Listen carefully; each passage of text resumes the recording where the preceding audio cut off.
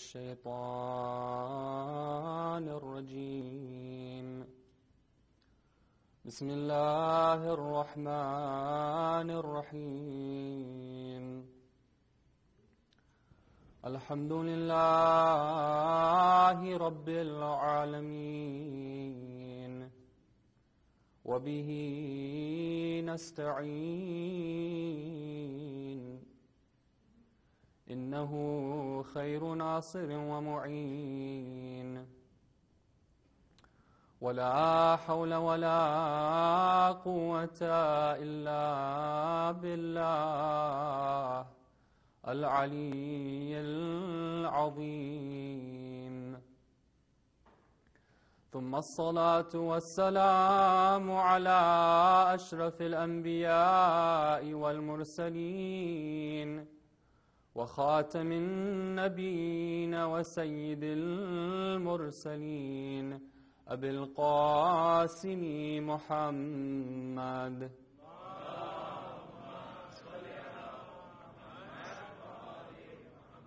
وعلى آل بيته الطيبين الطاهرين المعصومين المظلومين السلام عليك يا أبا عبد الله وعلى الأرواح التي حلت بفنائك عليك مني سلام الله أبدا ما بقيت وبقي الليل والنهار ولا جعله الله آخر الأحد مني لزيارتكم السلام على الحسين وعلى علي بن الحسين وعلى أولاد الحسين وعلى أصحاب الحسين صلوا على محمد وآل محمد.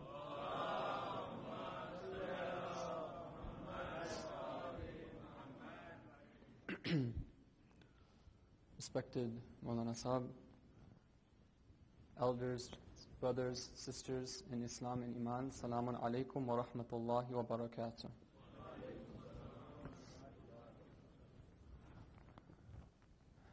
We're gathered here on this night for a very noble purpose, to remind ourselves of the events of Karbala, inshallah to shed a tear for this purpose as well too, and to remind ourselves of the ideals that the Ahlul Bayt ﷺ stood for, and the reason for which Imam Hussein ﷺ gave and sacrificed his life, in order for us to be counted among the true lovers of Hazrat Abbas, Imam Hussein ﷺ, and for the swift reappearance of the Imam of our time. Please recite a loud salawat.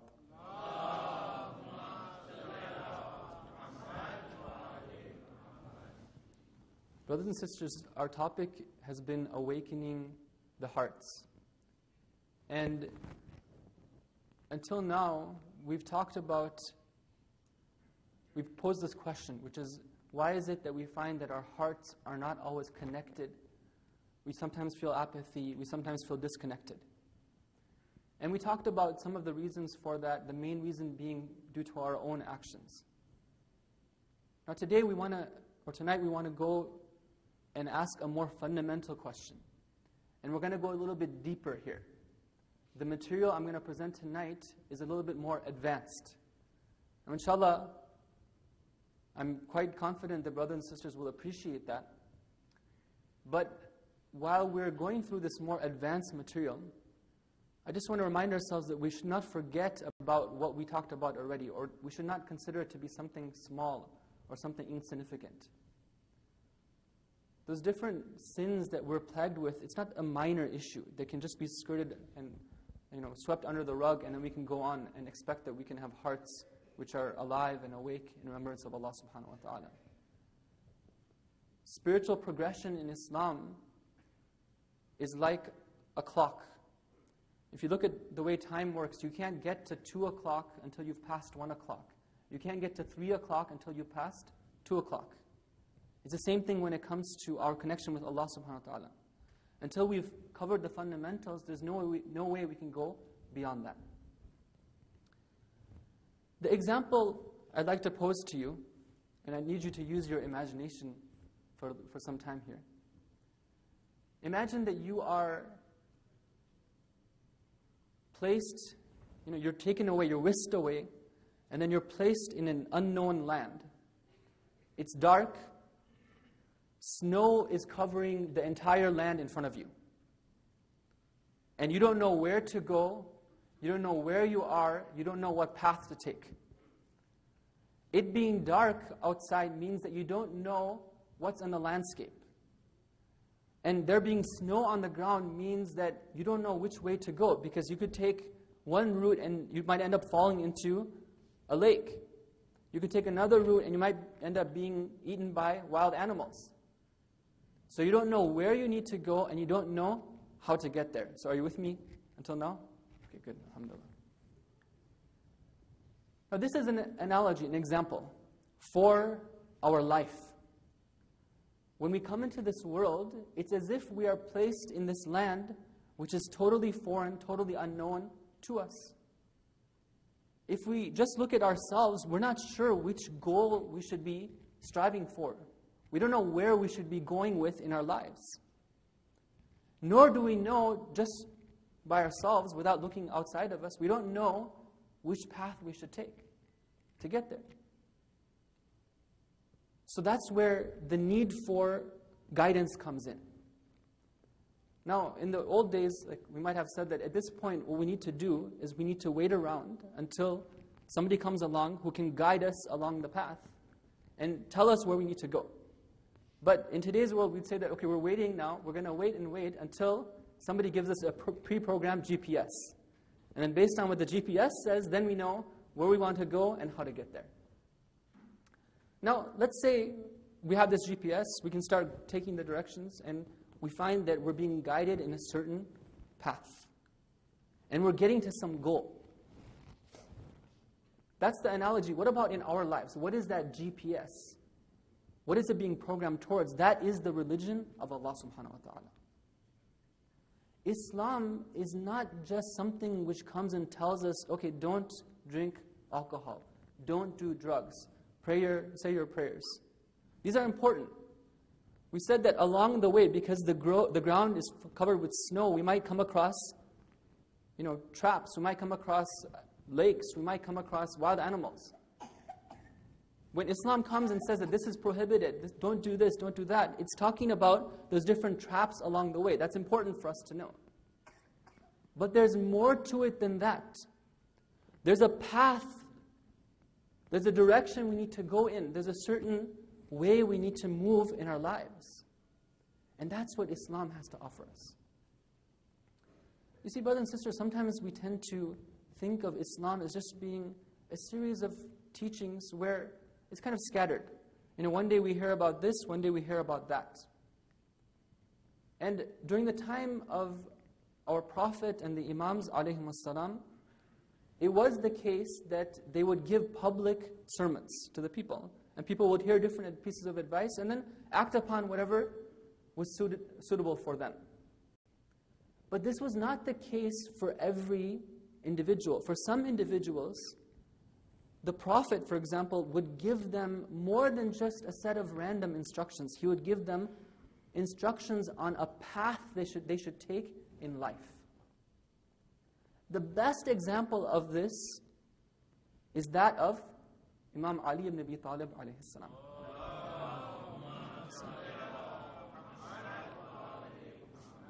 He himself says in a khutbah known as Khutbatul Qasi'ah, the longest khutbah in Nahj al-Balagha, he says, وَلَقَدْ كُنْتُ أَتَّبِعُهُ اتِّبَاعَ الْفَصِيلِ أَثَرَ أُمِّهِ. I used to follow the Prophet.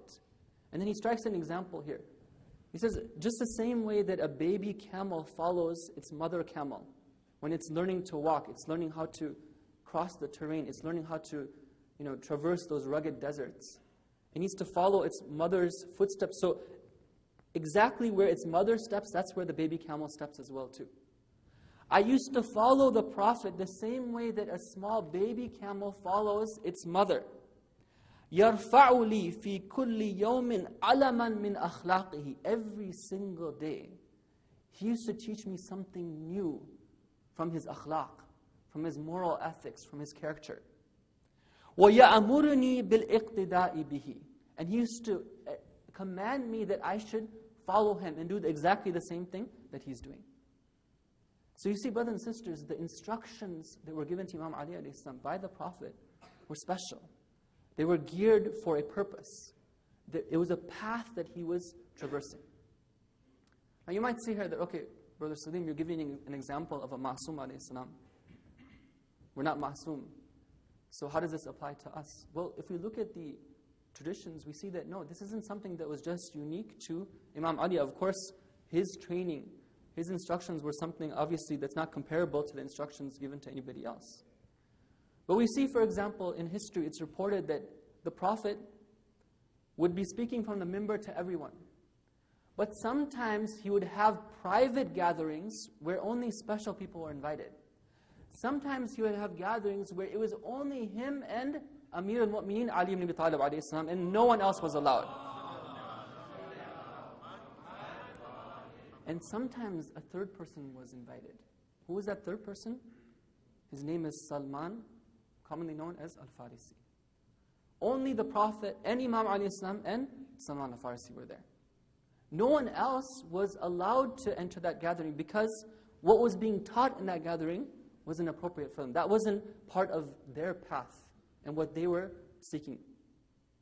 Or we're told in hadith, and this hadith is reported in Al-Kafi, that when the Prophet would, in the morning time, the Prophet, after he would say his morning prayers, he would turn around and face the people.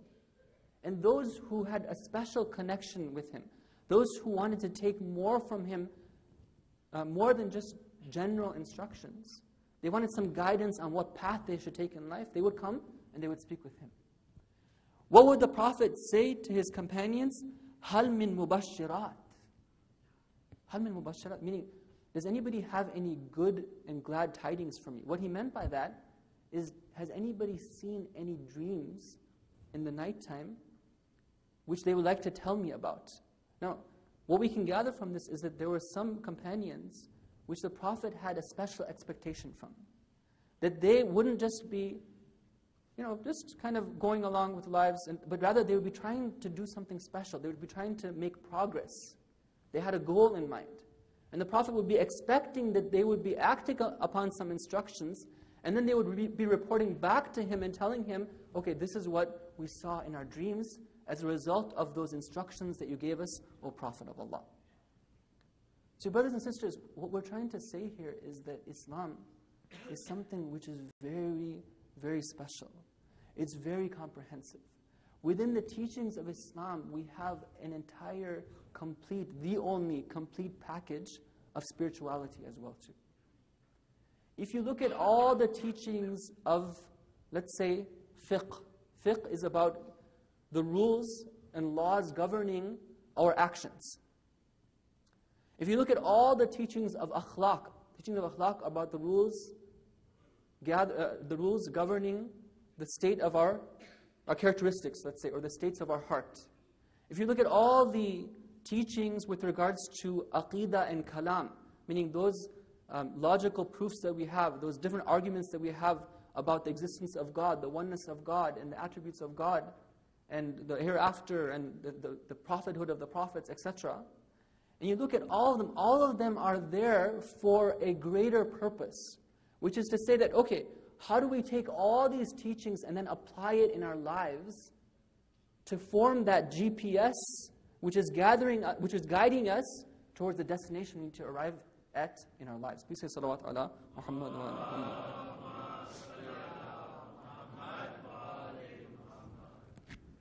So brothers and sisters, when you want to understand this a little bit deeper, we have to ask ourselves, okay, what is it that is our destination that we're going towards in our life?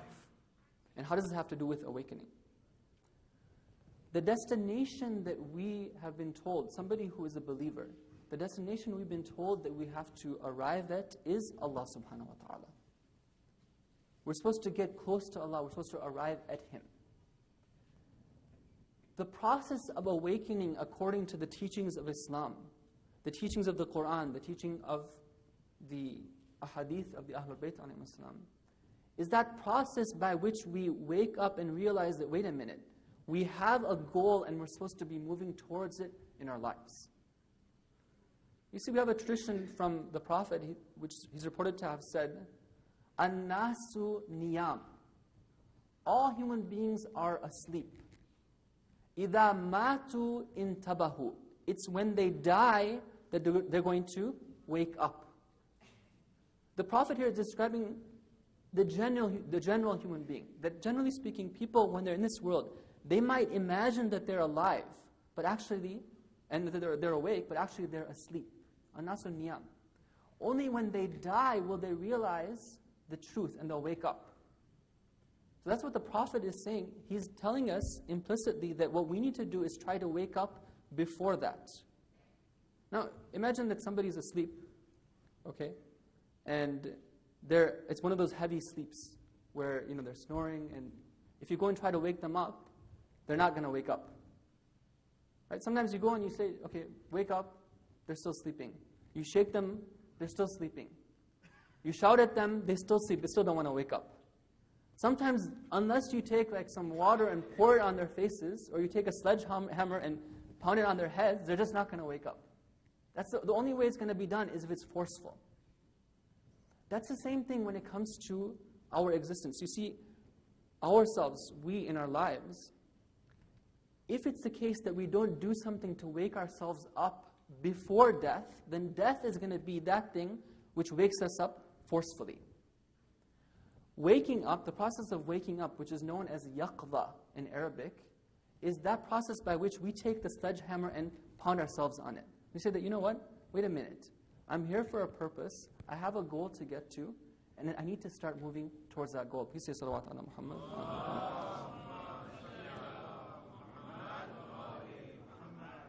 Now, I want to talk a little bit about this goal that we want to get to. We said that our goal is Allah subhanahu wa ta'ala. In order for us to understand that, I want to give an example. Suppose that you're in a room and a major celebrity comes in.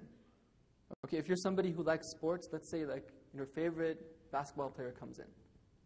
Okay, now what would happen? You're at school, for example, and this major basketball player comes in the room. Immediately, everyone's attention would be on that basketball player.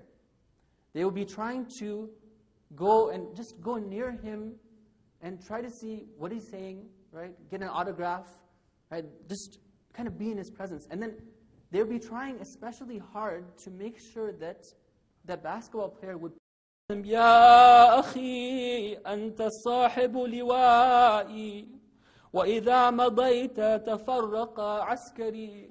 Oh my brother, you are the standard bearer of my army. If something were to happen to you, my army will be disintegrated. So he tells him, oh my brother, if you wish to go, then first please get some water for these children. They must have been hearing the cries of Al-Atash, Al-Atash. Abbas alayhi salam agrees. He takes the water skin. He goes towards the enemy army. He pleads with them, give me some water for these children. But Shimar, la'natullahi alayhi, tells him that even if we had all the water in the earth with us, we would not even give you a drop of this water until you do bay'ah to Yazid, la'natullahi alayhi. Abbas alayhi salam is in a quandary. Should he go back empty-handed? Can he really go back and face the children? Can he really go back and face Sakina with an empty water skin? He says that, no, this is not what I'm going to do. He gets on his horse and he starts going towards the enemy army. History reports that he was one man against thousands of enemy soldiers. Some say 4,000, some say 10,000 soldiers. He fights through, somehow, unbelievably, he fights through the ranks. He gets to the river, and then he fills the water skin. This is an opportunity. He must have been so thirsty. The water was cut off on the 7th day. He must have been so thirsty. He takes some water in his hand. But then, amazingly, history reports that he flings this water back into the river. And he cries out, Ya nafsi, min ba'd al-Husayni huni. من بعده لا كنت أن تكوني هذا حسين شارب المنون وتشربين بارد المعين هيهات ما هذا فعال ديني ولا فعال صادق اليقين. Oh my soul, this is Hussein. He's over here. He's about to taste death. Can you possibly drink this water, which is cold and refreshing, while he's going to face death? No way. This is not something that I can do. This is not something my religion calls me to do. And then he heads back with the water skin. The water skin is hung over his chest. He has his sword in his right hand. He's fighting through the ranks. The enemy doesn't know what to do. One of the enemy soldiers hides behind a tree. And when he passes by, he ambushes him from the backside. He strikes. What happens? Hazrat Abbas cries out, Wallahi, in qata'atum yamini. I swear by Allah, you have cut off my right hand. But if you cut off my right hand, inni uhami abadan an dini. I'm going to protect my religion forever. I'm not going to stop protecting it. وَعَنْ إِمَامٍ صَادِقَ الْيَقِينِ. I'm not going to give up. I'm going to protect this imam of mine. نَجْلِ النَّبِي طَاهِرِ الْأَمِينِ. He switches the sword to his left hand. He continues fighting. Once again, an enemy soldier hides behind a tree. He goes and he strikes him. And now we hear a different cry from Hazrat Abbas. He now says, Ya nafsi la takhshay min al-kuffari. وَأَبْشِرِ بِرَحْمَةِ الْجَبَّارِ. He knows now that the end is near. He says, oh my soul, don't be scared of these kuffar. Don't be scared of these kuffar. And be happy because soon you will meet your Lord, the Jabbar. مَعَ النَّبِيِّ السَّيِّدِ الْمُخْتَارِ. And the Prophet will be there for you, oh my soul. قَدْ قَطَعُوا بِبَغْيِهِمْ يَسَارِ. They've cut off my left hand. فَأَصْلِهِمْ يَا رَبِّي حَرَّ النَّارِ. So cause them to enter the hellfire, oh my Lord. What happens now? The water skin is now, as they say, in his chest or in his teeth. But the enemy knows that the end is near. One arrow comes and strikes the water skin. The water falls to the ground. Another arrow comes and strikes his chest. Imam Hussein alayhi salam is watching this from a distance. That same standard that was always high, the same standard that was always in the hands of Hazrat Abbas has now fallen to the ground. A cry comes out from Hazrat Abbas, oh my brother, oh Hussein, accept my final salutations. Alayka minni salamu ya Aba Abdullah. Imam Hussein alayhi salam rushes to the scene. What must have you seen? Oh my brother, what's happened to your hands? What have they done to you? He cries out, Al-an inkasara dhahri wa qallat hilati. Now my backbone has been broken and I have nowhere to turn to. Ala la'natullahi ala al-qawmi al-zalimin. Wa saya'alamu alladhina zalamu ayyamul qalbin yanqalibun.